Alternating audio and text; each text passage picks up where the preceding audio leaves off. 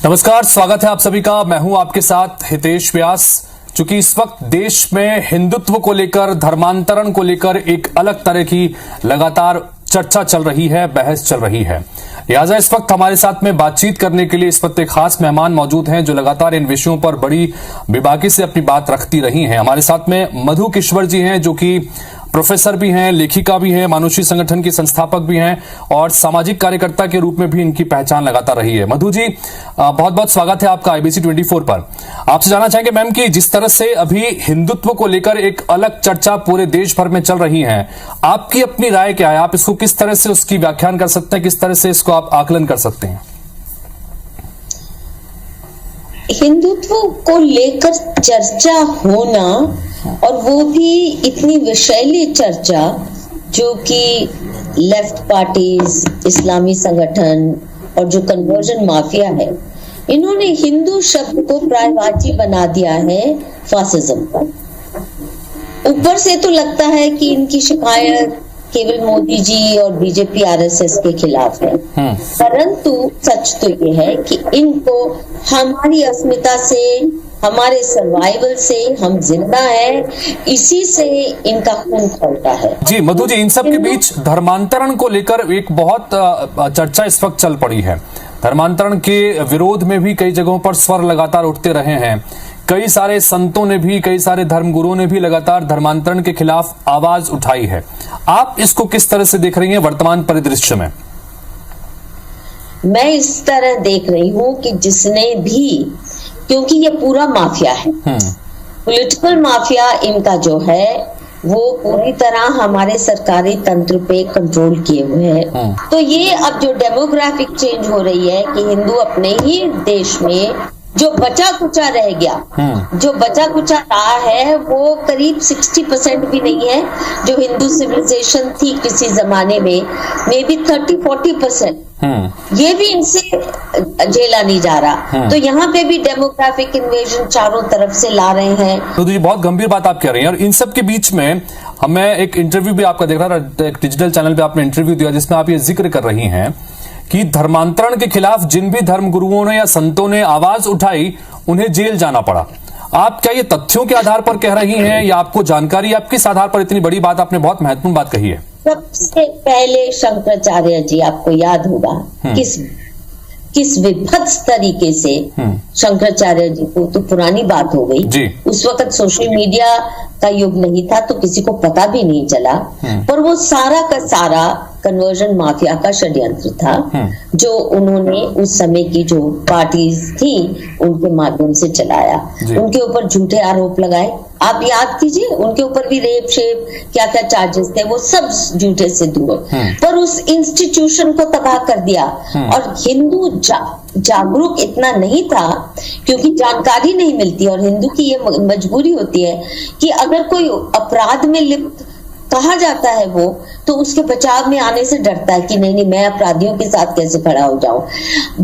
हालांकि इनको कभी नहीं है, ये बड़े से बड़े अपने अपराधी के लिए, नॉन टेररिस्ट के लिए, मास स्लॉटरर्स के लिए भी खड़े हो जाते हैं। अब शंकराचार्य जी के बाद आप देखिए जो बड़ा एक किस्सा बाबा रामदेव के साथ हुआ, वो भी धर्मांतरण के खिलाफ तो थे ही, पर अपनी हिंदू मान्यताओं को प्रखर रूप से और आयुर्वेद और योग का प्रखर रूप से प्रचार करते थे। उसके बाद आप आसाराम बापू जी का केस देखिए, ये तो स्पष्ट है। मैं तो कभी उनसे मिली नहीं, कभी उनका कोई प्रवचन सुनने गई नहीं, कोई रिश्ता नहीं है, but I have studied the case. उनके वकील मेरे पास कागज सारे लेके आए थे, बिल्कुल बकवास केस है, झूठा है, फंसाया गया।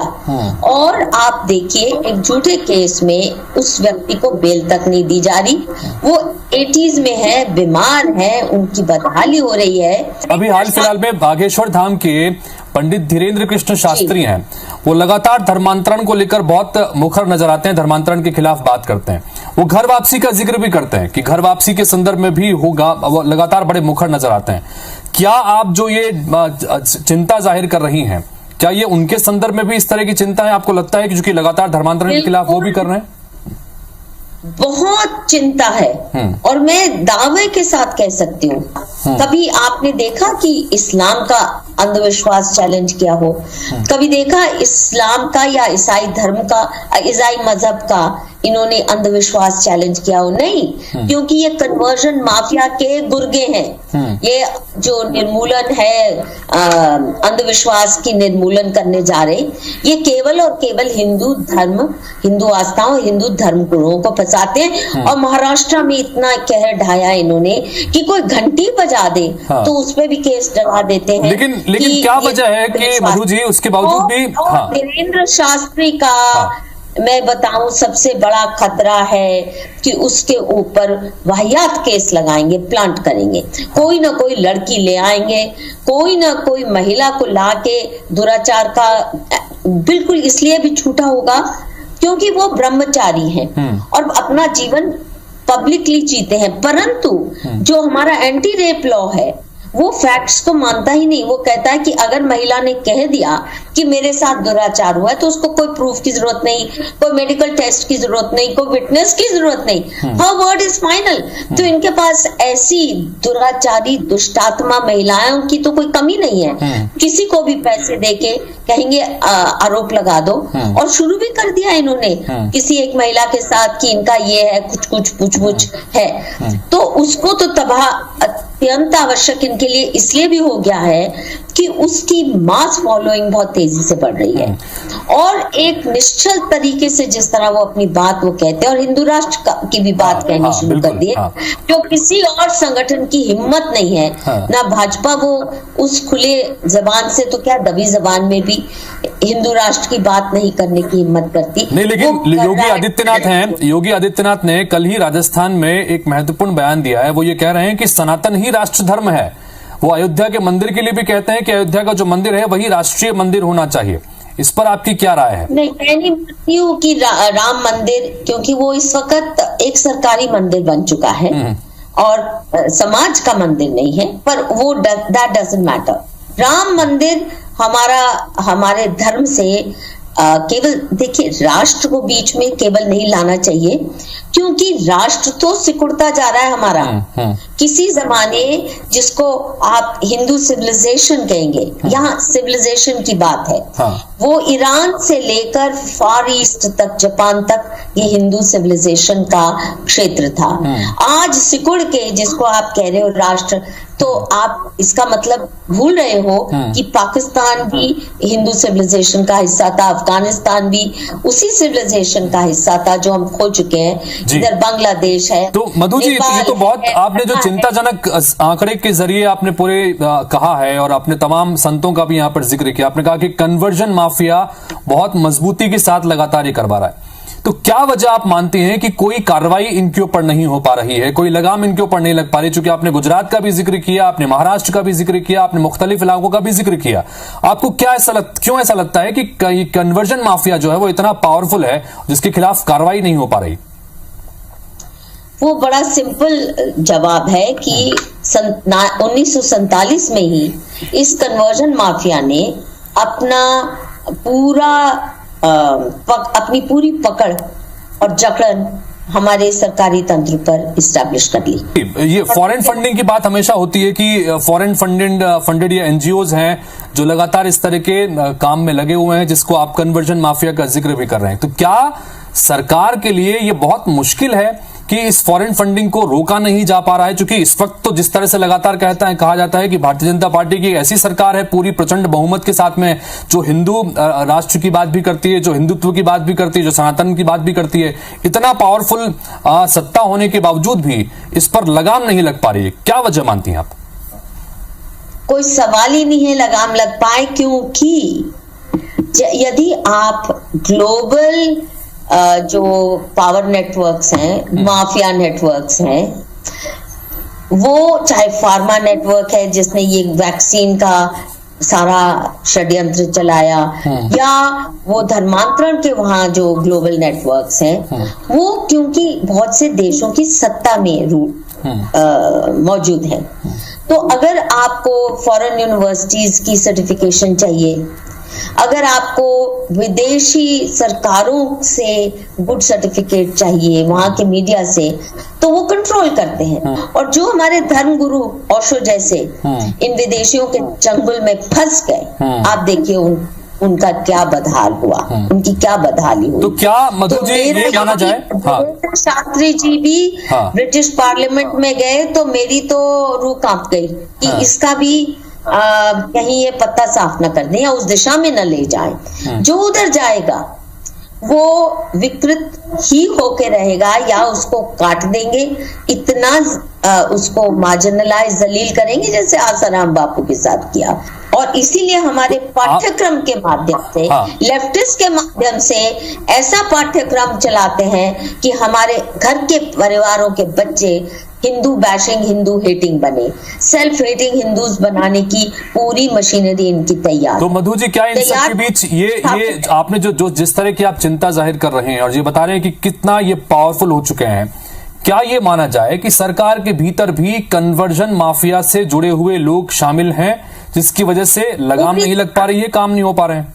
ऐसे देश में जो घिरा हुआ है कन्वर्जन माफिया, जिसका खुला ऐलान है भारत तेरे टुकड़े होंगे इंशाअल्लाह इंशाअल्लाह। और ऐसी आर्मी में अगर आप इस्टेब्लिश करते हैं, और जी मंदिर भी होगा, मस्जिद भी होगी, फलां भी होगा, चर्च भी होगी, हम सबके साथ मिलके चलेंगे और रिक्रूटमेंट भी उसी तरह से। तो आप बताइए, चर्चेज अगर और मस्जिदों में टेररिज्म के बेसिस हैं, अड्डे हैं, तो आप आर्मी को कहेंगे पर चर्च को छूना नहीं, मस्जिद को छूना नहीं, हम किसी के मजहब पे अटैक नहीं करते, हम तो इतने दलेर हैं। मधु जी क्या हल नजर आता है, कैसे क्या संभव होगा? चूंकि ये चिंता की बात है, आप कह रहे हैं कि जो संत भी आवाज उठा रहे हैं, जो धर्मगुरु भी आवाज उठा रहे हैं, चूंकि संत धर्मगुरु किसी पार्टी से तो जुड़े नहीं है, अब ऐसे में वो भी आवाज उठा रहे हैं, उनको भी दबाया जा रहा है, उनको भी फंसाया जा रहा है, तो क्या हल है इसका? देखिए, पार्टी से धर्मगुरु नहीं जुड़े अगर रहते, हर पॉलिटिशियन चाहता है कि धर्मगुरु उसके गिरफ्त में आ जाए।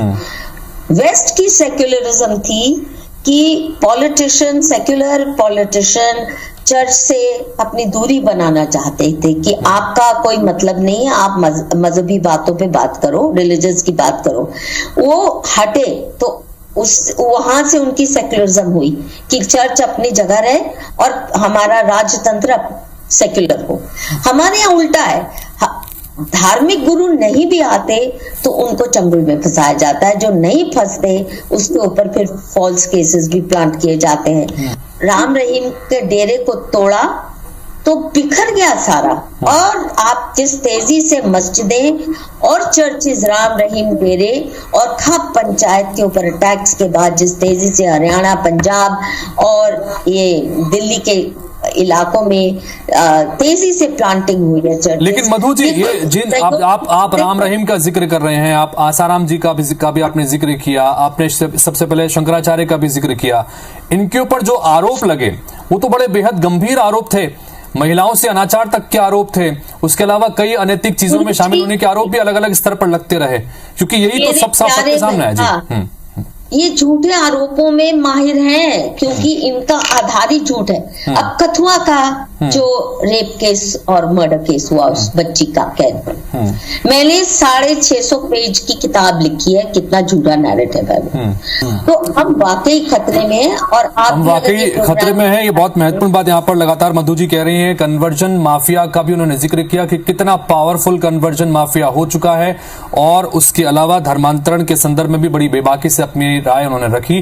बहुत बहुत शुक्रिया मधु जी हमसे बातचीत करने के लिए, IBC 24 को अपना समय देने के लिए।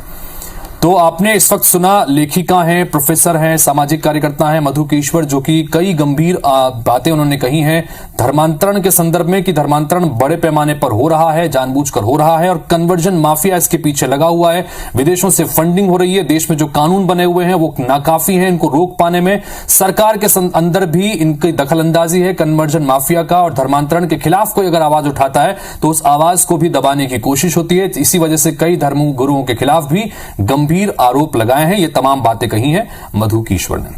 तो इसी के साथ फिलहाल इस खास पेशकश में इतना ही। नमस्कार।